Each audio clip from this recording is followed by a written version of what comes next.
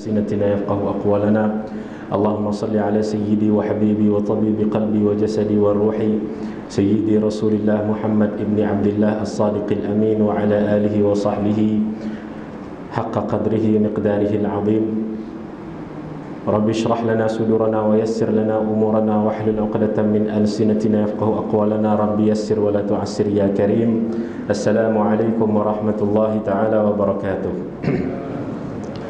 Alhamdulillah, puji-pujian bagi Allah Subhanahu wa taala, dengan limpah kurnia-Nya kita dapat bersama-sama pada hari ini untuk kita sambung pengajian kita di dalam kitab Al-Aqidah Al-Islamiyah yang dikarang oleh Dr. Mustafa Said Al-Khind.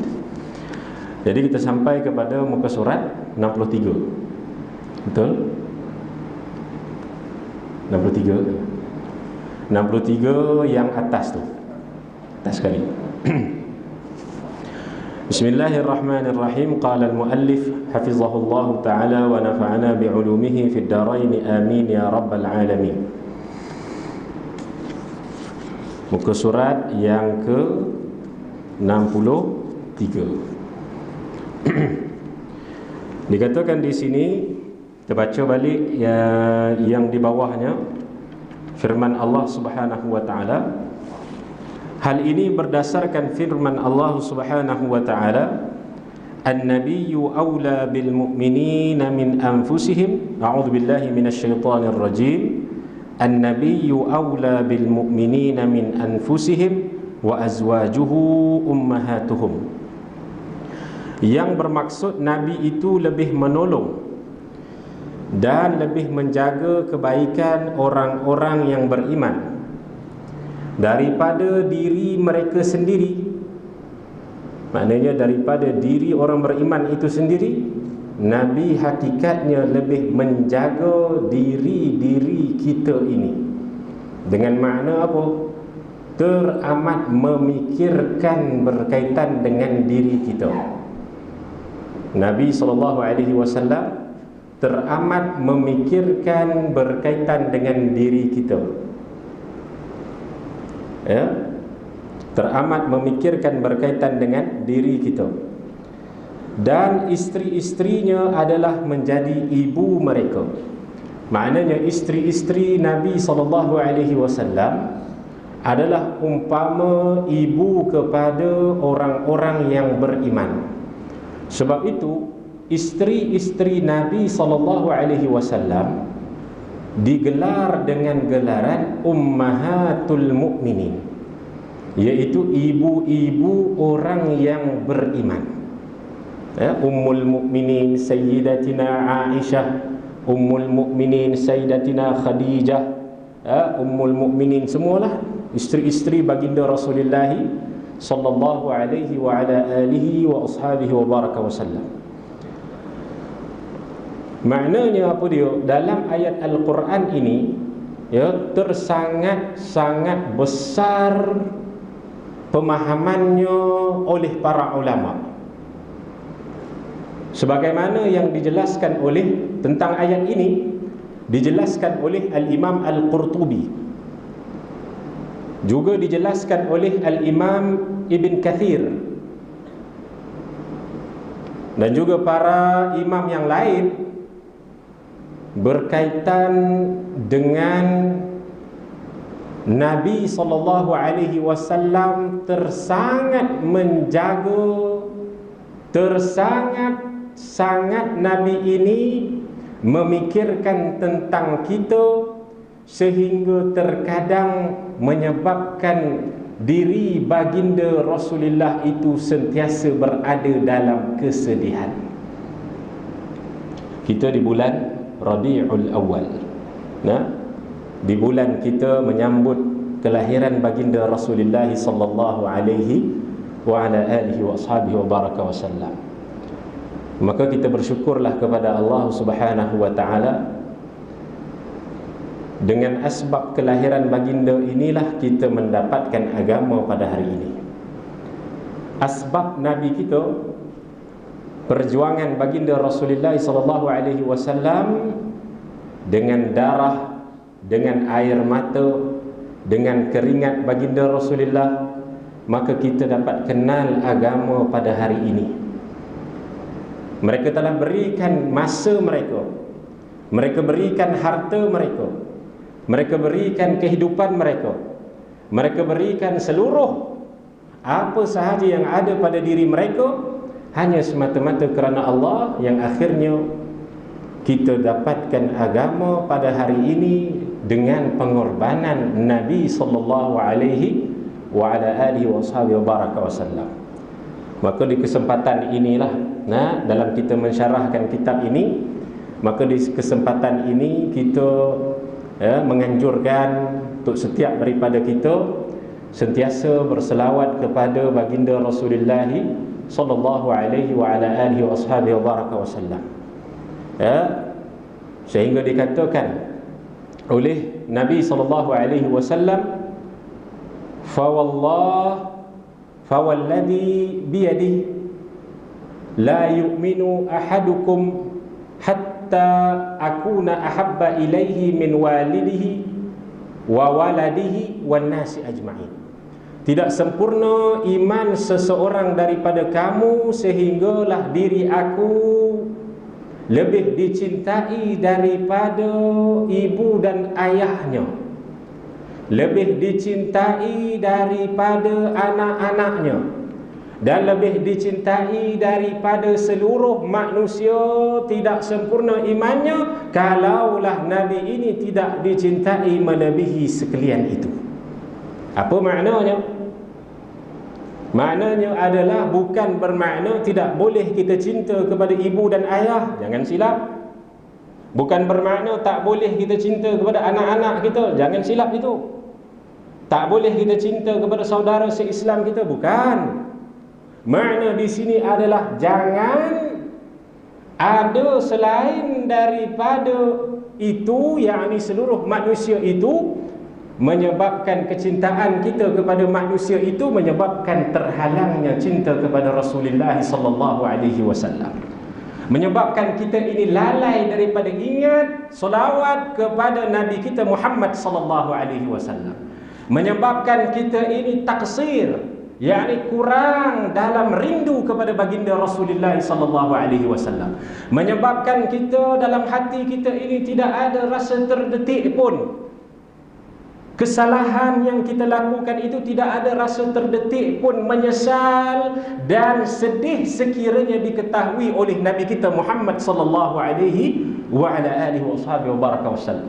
Sebab itu dalam satu hadis Nabi sallallahu alaihi wasallam, Nabi sabdakan, hayati khairul lakum tuhaddithuna wa yuhaddithu lakum. Hidupnya aku baik bagi kamu. Kamu boleh bertanya kepada aku dan aku boleh berikan jawapan kepada kamu sekiranya kamu tak tahu. Hayati khairul lakum, hidupku, yakni masa hidup Nabi, baik bagi sahabat, baik bagi kamu. Wa wafati khairul lakum, dan wafatnya aku, kata Nabi sallallahu alaihi wasallam, baik juga bagi kamu. Kenapa? Tu'radu alayya a'malukum, dibentangkan kepada aku pada setiap harinya oleh malaikat akan sekalian amal setiap daripada kita dibentangkan di hadapan Rasulullah sallallahu alaihi wa ala alihi wasallam. Maknanya Rasulullah sallallahu alaihi wasallam sekarang ini sedang melihat dibentangkan oleh para malaikat akan amal, akan amalan-amalan kita. Fama ra'ahu min khairin fahamidullah.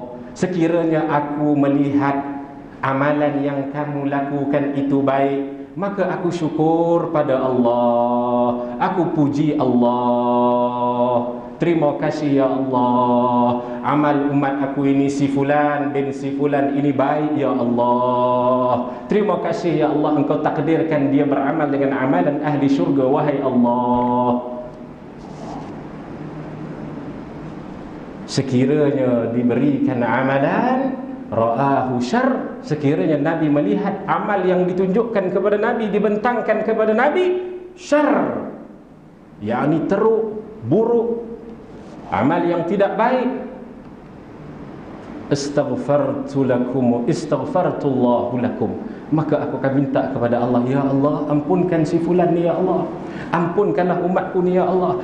Di sana tu, ketika mana Nabi SAW sudah di alam sana, Nabi sentiasa memohon keampunan atas setiap amal umatnya, sekiranya amal umatnya itu tidak baik di sisi Allah Subhanahu wa ta'ala.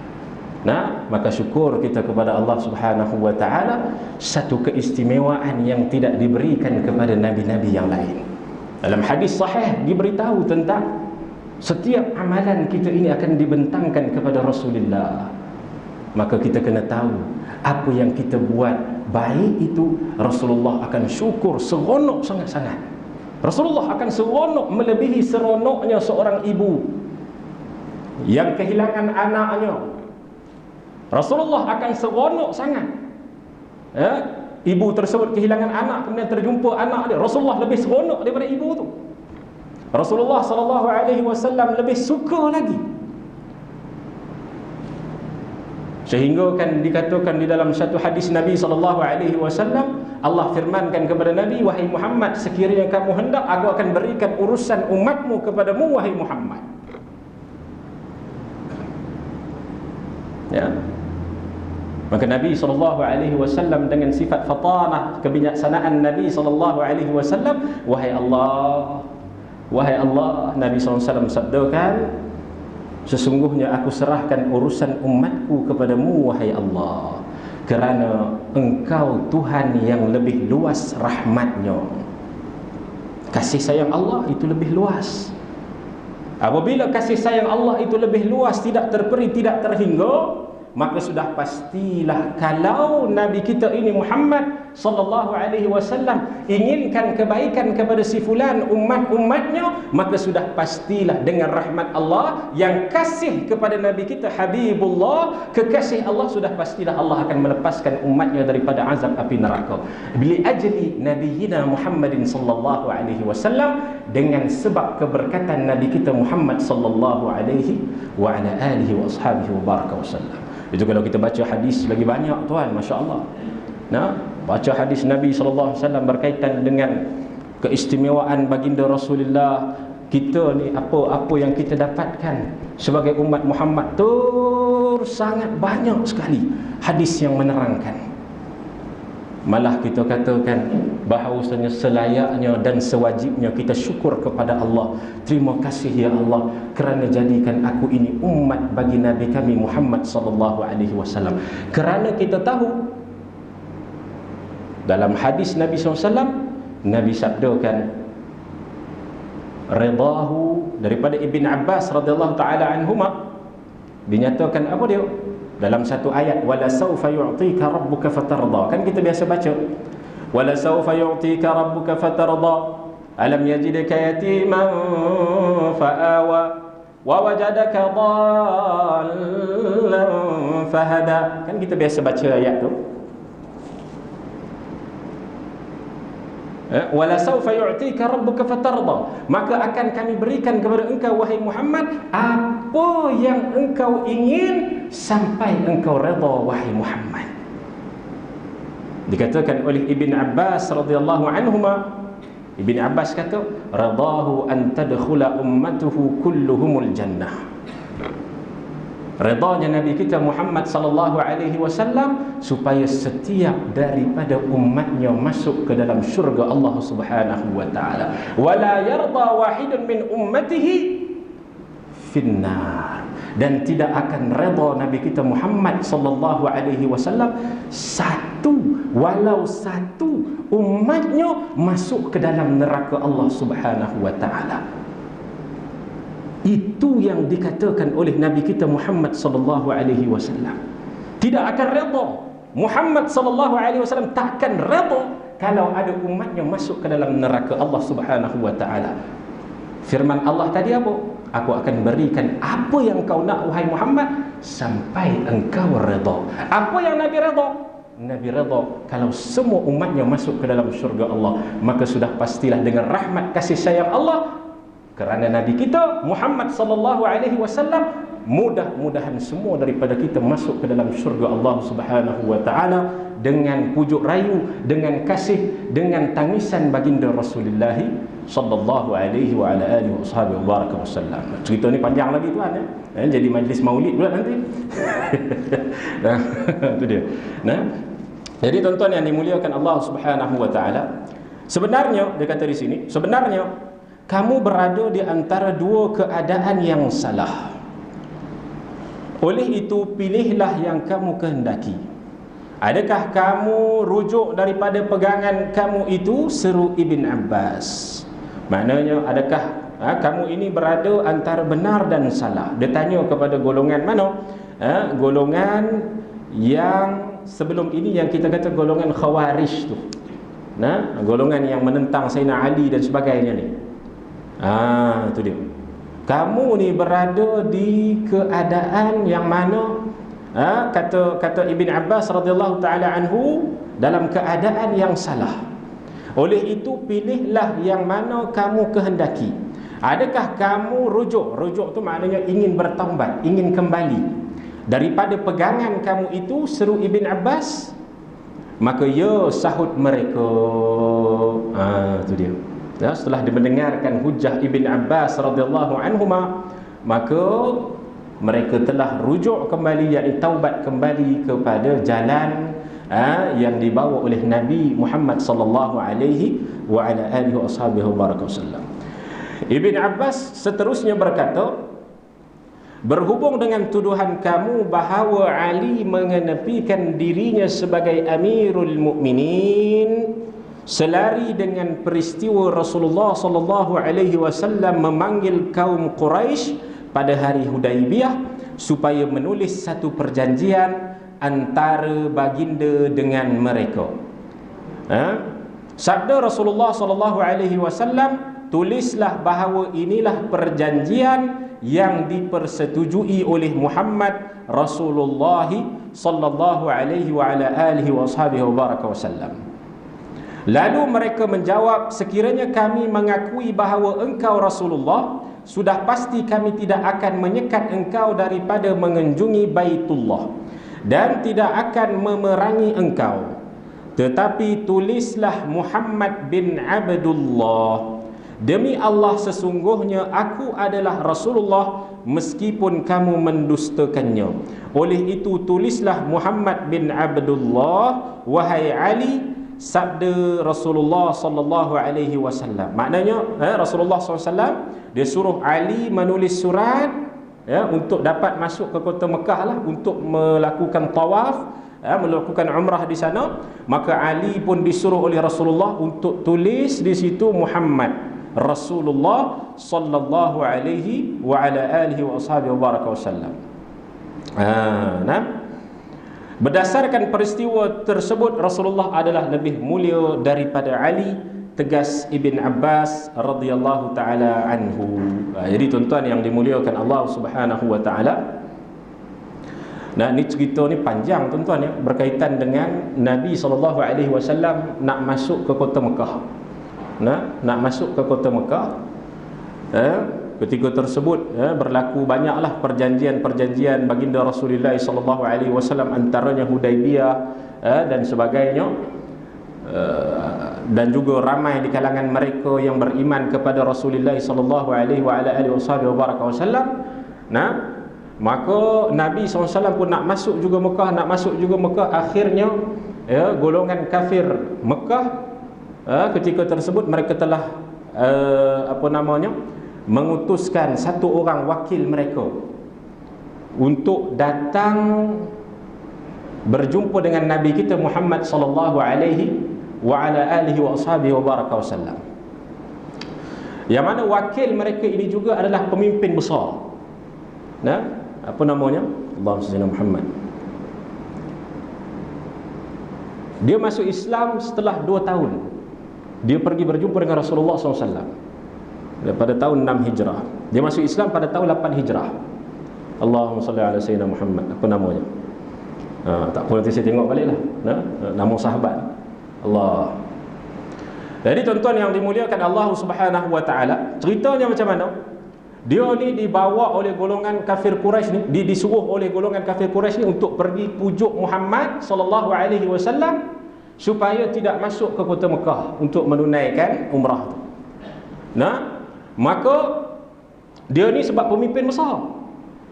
Dia telah berjumpa dengan raja, dia telah berjumpa dengan Kisra, Kaisar, raja-raja yang besar zaman tu, dia telah jumpa. Dia ni pembesar. Maka apabila dia jumpa dengan Rasulullah sallallahu alaihi wasallam, maka dia telah pun memujuk Rasulullah. Sebab ramai dah golongan-golongan kufar ni cuba pujuk Rasulullah untuk tak masuk Mekah. Nah, tapi Rasulullah nak juga masuk Mekah. Maka mereka telah utus seorang pembesar mereka. Nah, pembesar tu pun dia datang, dia lurut-lurut janggut Rasulullah sallallahu alaihi wasallam. Tuan-tuan ni, kalau adat orang Arab, nah, adat orang Arab, kalau dia nak pujuk, dia akan main-main janggut ni. Nah, dia main janggut. Saya tak berapa banyaklah. Lah kalau contoh kan, ada main-main macam tu tak payahlah masuk Mekah, macam tu contohnya lah. Kan? Itu adat orang Arab. Kalau tuan-tuan pergi ke sana, ke Arab sana, kalau yang jual baju-baju tu orang Arab juga, dia biasa main ni. Baju murah saja, dia kata, contohlah kan. Ada yang pegang janggut kita ni. Murah, contohnya dia pegang janggut kita. Seolah-olah apa? Macam orang kata apa, nak pujuk lah. Itu cara dia, cara orang Arab. Sekarang, sampai sekarang ada lagi. Kalau zaman dulu pun sama. Itu kebiasaan. Dia ada satu istilah dia. Dalam kitab hadis dia ada satu istilah dia. Nah, iaitu cara mereka ni nak pujuk orang, dia akan panggil, dia akan pegang janggut ni. Tu dia. Dia bukan tarik, dia pegang. Dia main-main ni. Dia datang kepada Rasulullah sallallahu alaihi wasallam, dia pun pegang, dia main-main, dia kata, tak payahlah Muhammad, kau nak masuk Mekah, tak payahlah, dia kata. Dikelilingi oleh sahabat, sahabat semua tahan marah ni. Sahabat semua tahan marah. Ada satu orang sahabat ketika tersebut berada sebelah betul-betul Rasulullah SAW. Dia pakai topi besi. Nah, dia pakai topi besi. Bila dia nampak sahaja, dia ni pegang janggut Rasulullah ni, main-main lurut-lurut janggut Rasulullah, dia dah tahan sabar lama. Kali kedua dia tengok lagi, dia terus ambil pedang dia. Dia pedang tu masih bersarung. Bukan pedang yang dibuka sarung itu, tak. Pedang tu masih bersarung lagi. Dia terus tepih tangan orang tu. Pup je dia buat. Kan? Dia macam pukul tangan. Dia pukul. Kemudian dia nak pujuk lagi. Orang tu nak pujuk lagi Rasulullah SAW, nak pegang lagi, dia pukul lagi. Orang semua waktu tu dia tak kenal siapa yang pakai topi besi tu. Tu dia. Maka akhir sekali dia pun geram, dia pun marah. Dia kata, siapa engkau? Dia kata, siapa engkau? Berani engkau tepis tangan aku dengan pedang ni? Aku ni bangsawan, dia kata. Aku ni orang yang besar, bukan orang-orang biasa. Berani kamu tepis aku. Nah, maka akhirnya dia pun buka dia punya topi dia. Rupanya itu anak saudara dia. Anak saudara dia yang dulunya kafir masuk Islam, beriman dengan Rasulullah SAW, sentiasa menjaga Rasulullah di mana sahaja Rasulullah berada. Anak saudara dia. Nah, cerita ni dalam kitab-kitab sirah tuan yang dimuliakan Allah. Nah, cerita ni tak ada dalam kitab-kitab yang kita kata yang asasnya tak ada lah. Dia banyakkan dalam kitab sirah yang banyak lagi. Nah, jadi itu saya pun dah terlupa nama dia sikit, minta maaf lah. Jadi katanya, dia kata, kamu ni anak saudara aku. Berani kamu tepis tangan aku. Kamu tahu tak dulu ketika mana kamu ini dalam keadaan kafir, semasa di Mekah dahulu, sebelum kamu beriman dengan Muhammad SAW, ketika tersebut kamu telah tersilap membunuh orang. Dia kait pula kesalahan lama. Kamu telah tersilap bunuh orang. Nah, siapa yang lepaskan kamu daripada hukuman, yang bayar diat siapa? Diat tu maknanya satu denda. Kalau kita ni bunuh orang, maka dia sama ada dia dengan qisas ataupun dia dengan dibunuh orang tu. Nah, sama ada dia dihukum bunuh balik ataupun dia akan beri denda. Dia akan dikenakan denda. Kalau dulu 100 ekor unta lah. Bila datang Islam sama juga, ada hukuman diat juga. Jadi pada yang sebelum daripada itu pun ada diat juga. Itu dia. Maka siapa yang lepaskan kamu daripada hukuman? Aku yang lepaskan. Sekarang ni kamu ni telah menepis tangan aku macam tu saja. Akhirnya dia pun telah, dia kata apa? Dia kata, aku ini adalah pembesar di Mekah, dan Muhammad kamu jangan masuk Mekah, dia kata.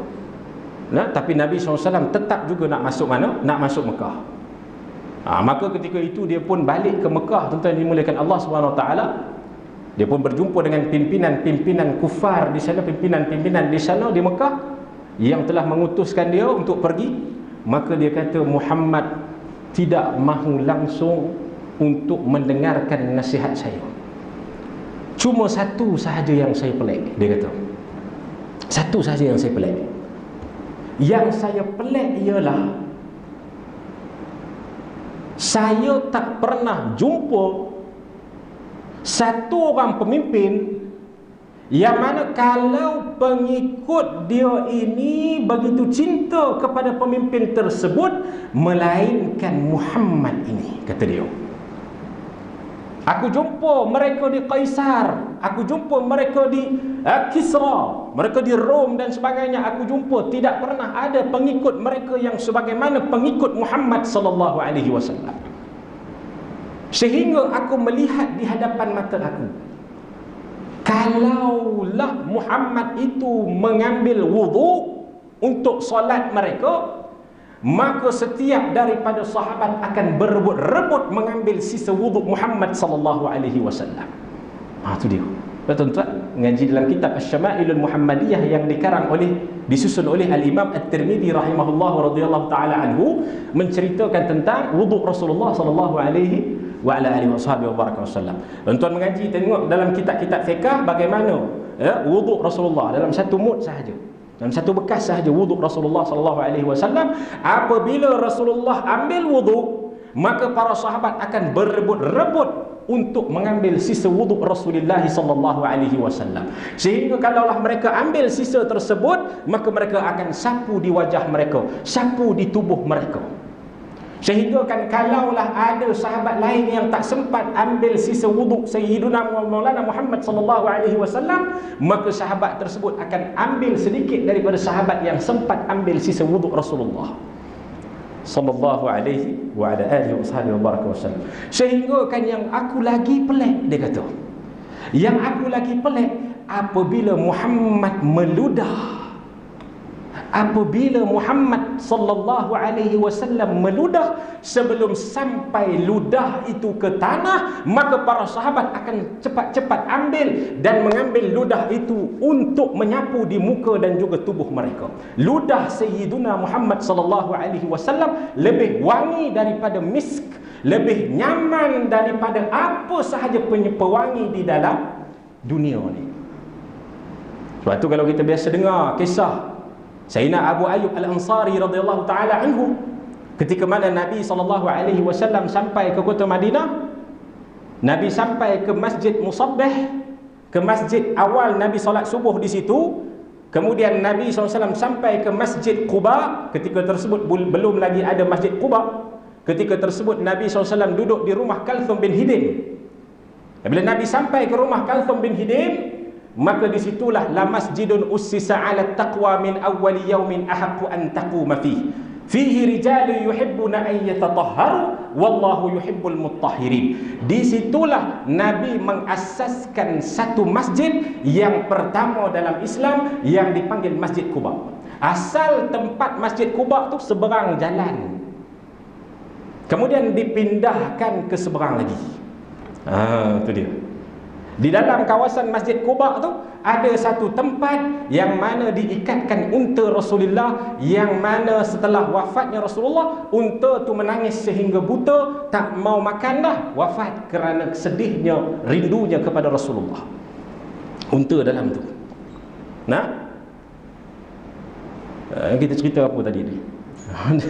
dia masuk pula dah, dia sirah ni, tu dia. Jadi tuan-tuan yang dimuliakan Allah Subhanahu wa taala. Okey. Apabila Rasulullah sallallahu alaihi wasallam sampai saja kepada kota Mekah, kota Madinah, sampai ke Masjid Quba, ketika tersebut Nabi SAW naik unta Nabi SAW sampai kepada Saniyatul Wada'. Di situlah para Ahlul Madinah mereka meraihkan kedatangan Nabi dengan qasidah alaina min thaniyatil wada' wajaba syukru alaina ma da'a lillahi da'. Oh, itu dia. Nah, mereka bertepuk tangan, mereka seronok dengan kedatangan Rasulullah, golongan Ansar ketika tersebut. Ada ketika tersebut makcik-makcik, orang-orang tua, wanita yang mereka kata, untungnya kami tuba, untungnya kami melihat Muhammad, untungnya kami melihat Muhammad, untungnya kami melihat Muhammad. Sampaikan Sayyiduna Ibn Mubarak radhiyallahu taala anhu, lahirnya 118 Hijri, wafatnya 181 Hijri. Sayyidina Ibn Mubarak mengatakan apabila dia baca sirah-sirah baginda Rasulullah, dia kata tidak ada hari yang paling menggembirakan penduduk Madinah ialah melainkan ketika mana mereka melihat Nabi masuk ke kota Madinah. Nah, bila masuk tu tuan-tuan, maka Nabi naik unta Nabi sebut pada unta dia, da'ha fa innaha ma'murun. Biarkan unta dia ni berjalan ke mana sahaja dia nak pergi. Sesungguhnya unta ini telah diperintah oleh Allah untuk sampai ke satu tempat. Di situ Nabi akan duduk di Madinah. Setelah dah siap Masjid Quba apa semua ni. Maka tuan-tuan yang dimuliakan Allah, sampai kepada rumah mana? Rumah Sayyidina Abu Ayyub Al-Ansari. Rumah Sayyidina Abu Ayyub, tuan-tuan yang dimuliakan Allah, ada dua tingkat. Dua tingkat. Nabi duduk di situ. Nabi duduk di situ, tuan-tuan yang dimuliakan Allah Subhanahu wa taala. Sayyidina Abu Ayyub mulanya Nabi nak duduk di bawah. Sayyidina Abu Ayyub kata tak boleh kalau aku duduk atas ni. Dia kata, ya Rasulullah, kau duduklah di atas, biar aku yang duduk di bawah. Kerana aku tak mahu kaki aku ini berada di atas kepalamu ya Rasulullah. Itu dia. Itu sahabat Nabi. Maka Rasulullah pun tak apa, dia ikut. Bila ikut sahaja duduk di atas, sampailah kepada waktu musim panas. Bila sampai di waktu musim panas ketika tersebut, diriwayatkan bahawasanya ada beberapa titis peluh Rasulullah yang terjatuh ke bawah. Sebab kawasan yang di atas dia ada lubang-lubang sikit-sikit dibuat pada tanah. Jatuh ke bawah. Bila jatuh ke bawah, terkena Sayyidina Abu Ayyub Al-Ansari. Terus Sayyidina Abu Ayyub berasa dalam keadaan yang tersangat takjub apabila melihat, bila bau sahaja peluh Rasulullah, dia kata tak pernah aku bau wangian yang sewangi ini dalam dunia ini, kata Sayyidina Abu Ayyub Al-Ansari. Maka dia telah ambil satu bekas untuk apa? Untuk menadah peluh Rasulullah kalaulah ada jatuh lagi. Itu dia. Dan ada juga dalam hadis menyebutkan Sayyidina Aisyah radhiyallahu taala anha ada mengumpulkan sedikit peluh Rasulullah, dibuat minyak wangi dia. Subhanallah. Nabi basyarun laisa kal bashari. Nabi itu manusia tapi bukan seperti manusia biasa. Kena ingat tu. Nabi itu manusia tapi bukan seperti manusia biasa. Kerana itulah dia kata aku pelik tengok pengikut Muhammad ni, sampai ke peluk Muhammad sallallahu alaihi wasallam pun mereka cuba untuk tadah dan mereka sapu ke muka. Rupanya peluk dia tu sangat-sangat wangi, sangat-sangat nyaman. Ludah Rasulullah mereka ambil, riq dalam bahasa Arab. Dalam hadis beritahu mereka ambil ludah Rasulullah, sahabat Nabi. Darah bekam Rasulullah masuk dalam tubuh badannya. Dia telan tu, darah bekam tuan. Subhanallah. Kita lah, kalau kita darah bekam, kita tak ada siapa dah nak telan dah. Itu dia. Jadi tuan-tuan yang dimuliakan Allah Subhanahu wa taala, ada cerita bab ni tuan-tuan supaya kita faham. Bila dikatakan bahawasanya kenapa sahabat ni sangat mencintai Rasulullah sallallahu alaihi wasallam, mereka sehinggakan peluh Nabi, darah Nabi, keringat Nabi, darah bekam Nabi, air wuduk Nabi, semua mereka ambil, mereka berebut-rebut ambil. Rambut Nabi yang dipotong, mereka rebut-rebut ambil, tuan-tuan yang dimuliakan Allah. Sehingga ada sahabat Nabi meletakkan rambut Nabi setiap kali dalam peperangan. Sehingga ada sahabat yang mewasiatkan, kalaulah aku mati, tanamkan sekali rambut Nabi SAW dalam kuburan aku. Semua dalam kitab hadis, tuan. Semua ada dalam tu. Ya? Jadi tuan-tuan yang dimuliakan Allah Subhanahu wa taala, maka Nabi SAW dia kata bahawasanya aku tengok Muhammad ni lainlah, dia kata lainlah, tak macam orang lain. Pengikut dia ni seolah-olah sanggup mati demi dia, sanggup beri apa sahaja demi dia. Nah, pengikut dia hijrah daripada Mekah ke Madinah, tinggalkan semua harta demi dia. Tu. Nah, dia kata aku tak pernah jumpa pengikut yang sebegini rupa pada pemimpin-pemimpin dunia yang besar yang aku pernah jumpa. Nah, maka dia kata kamu takkan dapat berhasil untuk menghalang Muhammad sallallahu alaihi wasallam. 2 tahun lepas tu dia masuk Islam. 2 tahun lepas tu dia masuk Islam. Bila dia masuk Islam, dia minta kepada Rasulullah, ya Rasulullah, izinkan aku untuk dakwah di Taif. Ya, ni nama ni nanti akan datang, saya akan beritahu pada tuan-tuan. Nama dia saya lupa dah. Allah. Nah, sahabat ramai tuan, 124,000 sahabat. Nah, ni salah satu daripada sahabat yang 124,000 tu. Nah, ini cerita dia banyak tuan. Dia minta kepada Rasulullah, minta izin kepada Rasulullah, ya Rasulullah, izinkan aku untuk dakwah di Taif. Nabi kata, di Taif ni orang dia keras-keras. Nabi kata, nah, kamu betul ke ni nak dakwah di Taif? Kita tahu kan peristiwa Nabi dakwah di Taif macam mana? Nah, Nabi SAW sampai sahaja ke Taif dengan harapan supaya orang Taif ni beriman kepada Allah Subhanahu wa taala. Akhir sekali apa yang mereka buat? Mereka upah semua orang-orang muda, anak-anak kecil untuk apa? Untuk baling batu untuk pukul Rasulullah SAW. Nah, sehingga berdarah-darah tubuh badan Rasulullah SAW. Bila berdarah-darah tubuh badan Rasulullah SAW, Nabi SAW sampai ke satu tempat, nama dia sekarang ini kalau tuan-tuan pergi ke Taif, nama dia Masjid Qur'. Masjid Qur' ni apa dia? Qur' tu dalam bahasa Arab, bahasa Melayunya siku. Kenapa dipanggil Masjid Siku? Dulu ketika mana setelah Nabi dibaling batu berdarah-darah tubuh Nabi SAW, ketika tersebut Nabi nampak ada satu batu besar, Nabi letakkan siku Nabi SAW. Batu yang besar tu, yang keras tu tuan-tuan yang dimuliakan Allah, jadi lembut seperti bantal mengikuti siku baginda Rasulullah SAW. Sampai sekarang batu tu masih ada. Sampai sekarang batu tu masih ada. Satu tu je dia. Diletakkan di zaman Osmaniyah, dibuat satu masjid, nama dia Masjid Qur', Masjid Siku. Itu dia. Nah, Nabi sampai ke situ. Kemudian Nabi pergi pula untuk balik ke Mekah balik. Ketika tersebutlah awal-awal dakwah Taif, maka Nabi SAW pun sampai ke Qarnul Manazil sebelum sampai ke Mekah. Qarnul Manazil mana? Miqat orang yang pergi umrah haji. Kalau kita naik flight tu, ya, mutawif akan beritahu kita dah sampai Qarnul Manazil.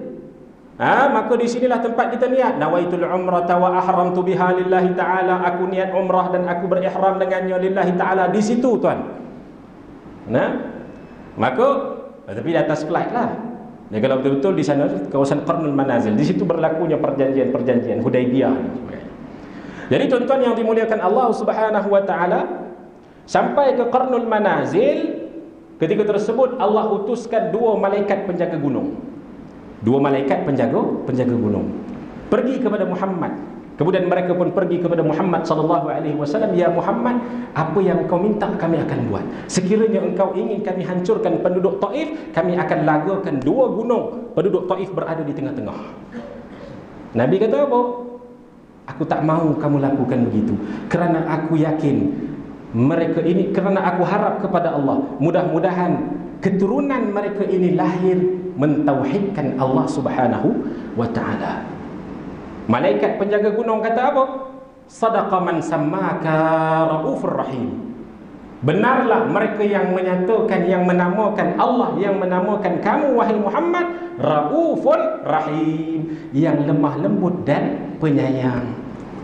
Orang buat Nabi berdarah, Nabi sayang. Orang buat Nabi, orang pulau Nabi, orang hina Nabi, orang keji Nabi, orang herdik Nabi, Nabi maafkan. Itu Nabi SAW.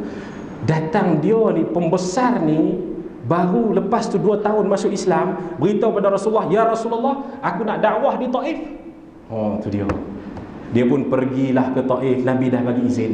Dia pergi ke Taif, tuan yang mulia. Bila dia pergi sahaja ke Taif, maka dia dah jumpa penduduk-penduduk Taif ketika tersebut. Dan penduduk Taif ketika tersebut, mereka tak buat apa-apa kepada dia masa tu. Nah, sampailah ketika tersebut waktu solat, dia pun solat di satu bukit. Di sana pun ada tuan-tuan yang dimuliakan Allah, kalau tuan-tuan pergi dekat juga dengan Masjid Qur tu, ada satu bukit, dia solat di situ. Bila dia solat di situ, di satu bukit, maka penduduk Taif telah mengerumuni dia, semua pakai panah, telah panah dia.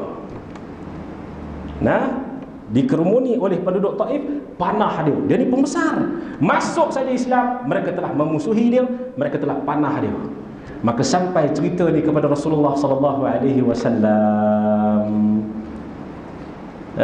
Rasulullah SAW mengatakan dia ni, Allah Subhanahu wa ta'ala telah pilih dia untuk masuk dalam syurga Allah Subhanahu wa ta'ala. 2 tahun sebelumnya dia adalah orang yang menentang Rasulullah. 2 tahun kemudian dia adalah seorang sahabat yang syahid sebagai syuhada. Masya Allah.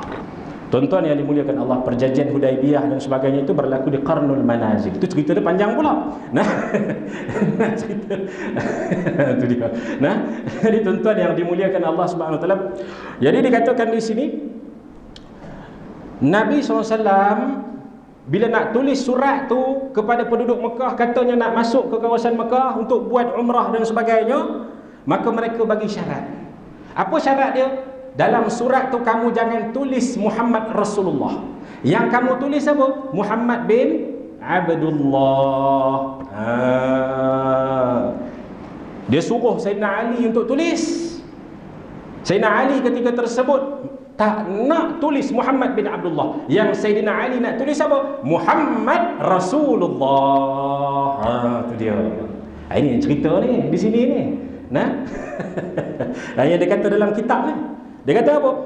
Sekiranya kami mengakui bahawa engkau Rasulullah, sudah pasti, bukan, demi Allah sesungguhnya aku adalah Rasulullah, meskipun kamu mendustakannya. Oleh itu tulislah Muhammad bin Abdullah wahai Ali, sabda Rasulullah SAW.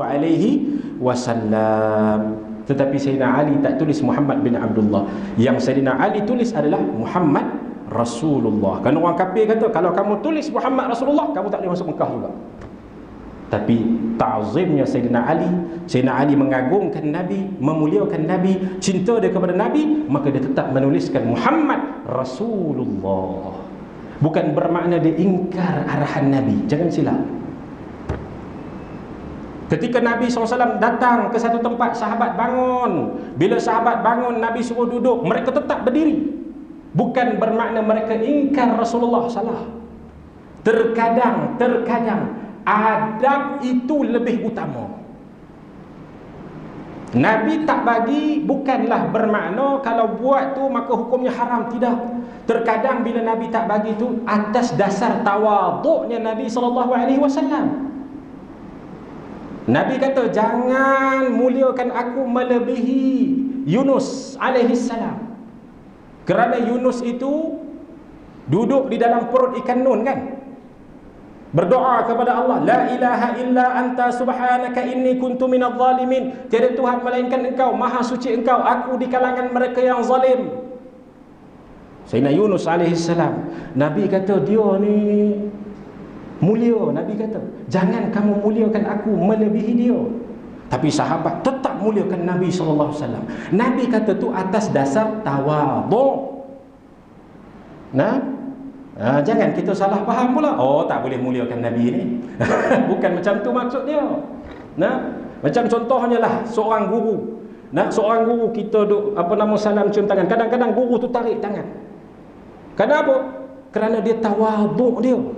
Tawaduk dia rasa seolah-olah tak patut orang cium tangan dia. Kerana dia tahu bahawasanya dia ni seorang yang lemah, seorang yang sebenarnya fakir, seorang yang sebenarnya banyak maksiat dia, banyak kelalaian dia. Dia rasa pada diri dia macam tu.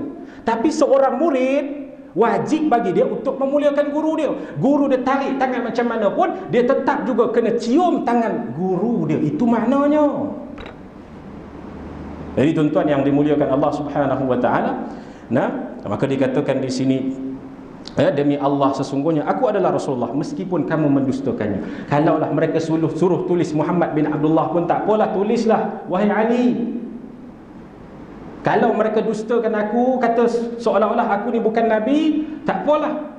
Yang penting hakikatnya aku adalah Nabi. Tetap juga Sayyidina Ali tulis Muhammad Rasulullah. Tak sanggup nak tulis Muhammad bin Abdullah semata-mata mengikuti golongan kufar tadi itu. Bukan bermakna Nabi ikut golongan kufar, tidak. Jangan salah faham kat situ pula. Jadi tuan-tuan yang dimuliakan Allah Subhanahu wa taala, kerana ta'zimnya, agungkan Sayyidina Ali akan Nabi kita Muhammad sallallahu alaihi wasallam. Berdasarkan peristiwa tersebut, Rasulullah adalah lebih mulia daripada Ali, tegas Ibn Abbas. Tegas Ibn Abbas. Sebab golongan Syiah dan sebagainya, kita tahu mereka kata malaikat ni tersilap bagi wahyu, patutnya bagi pada Ali, macam tu. Kan? Tersilap waste. Dia letak location waste tu salah pula dah, bagi kepada Muhammad sallallahu alaihi wasallam. Tu dia, tu golongan ni lah. Oleh itu, adakah kamu rujuk daripada pegangan kamu, tanya Ibn Abbas? Maknanya adakah kamu nak bertaubat, tanya Ibn Abbas? Maka ya, jawab mereka. Berikutan itu 20,000 orang antara mereka telah rujuk semula, sementara 4,000 orang lagi tetap dengan pendirian mereka dan diperangi. Wallahu ta'ala a'la wa a'lam. Tu dia. Jadi tuan-tuan yang dimuliakan Allah, sebab cerita ni dia banyak bab sirah ni tuan ya. Dia cerita bab banyak sirah lah. Nak cerita bab sirah ni panjang lah di sini ni. Jadi tuan-tuan yang dimuliakan Allah Subhanahu wa taala, nanti insya-Allah kita akan sambung balik kepada Syekhul Islam Ibn Taimiyah pula telah menyebut tentang perkembangan kuat Khawarij dan Syiah dan sebagainya. Wallahu ta'ala a'la wa a'lam.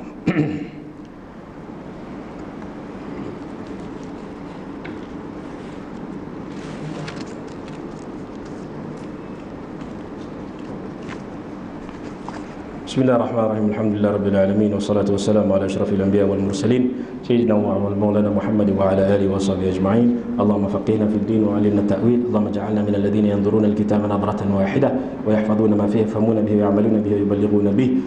Wa sallallahu wa sallama ala sayyidina Muhammad wa ala alihi wa sahbihi wa baraka wa sallam. Alhamdulillah rabbil alamin. Wassalamu alaikum warahmatullahi ta'ala wabarakatuh.